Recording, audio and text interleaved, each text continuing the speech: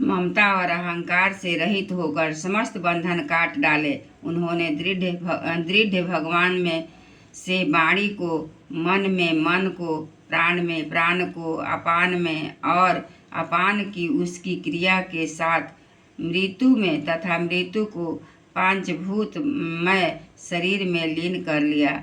इस प्रकार शरीर को मृत्यु रूप अनुभव करके उन्होंने उसे त्रिगुण में मिला दिया। त्रिगुण को मूल प्रकृति में, सर्व कारण रूपा प्रकृति को आत्मा में और आत्मा को अविनाशी ब्रह्म में विलीन कर लिया।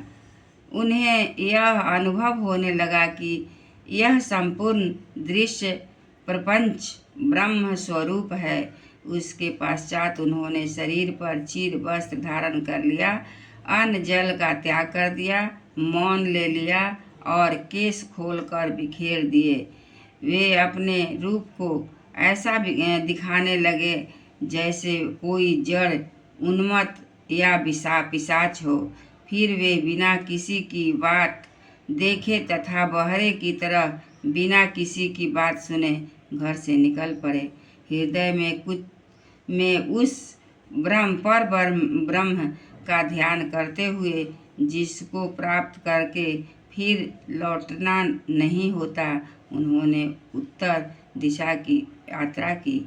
इस ओर पहले बड़े बड़े महात्मा जन जा चुके थे।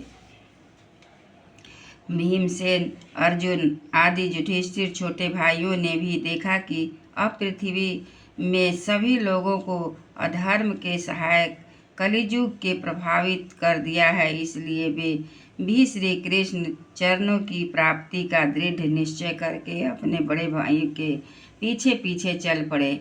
उन्होंने जीवन के सभी लाभ भली भांति प्राप्त कर लिए थे। इसलिए यह निश्चय करके कि भगवान श्री कृष्ण के चरण कमलों की हमारे परम पुरुषार्थ है, उन्होंने बड़े हृदय से में धारण किया।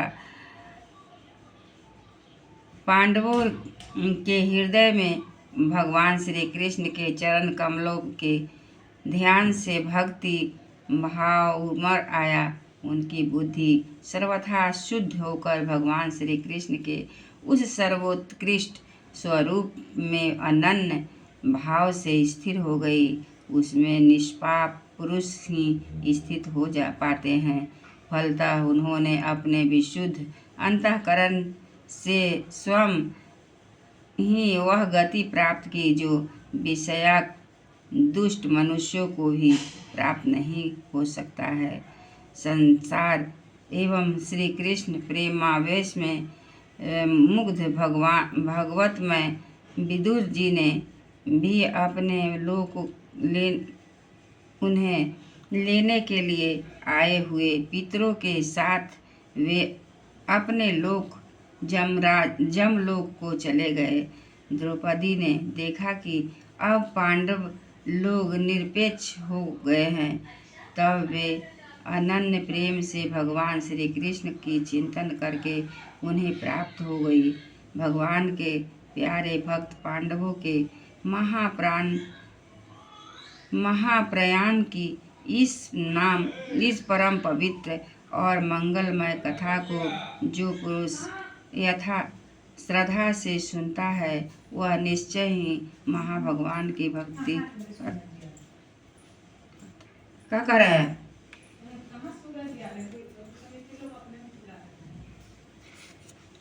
एक बार बोलिए श्री कृष्ण भगवान की जय।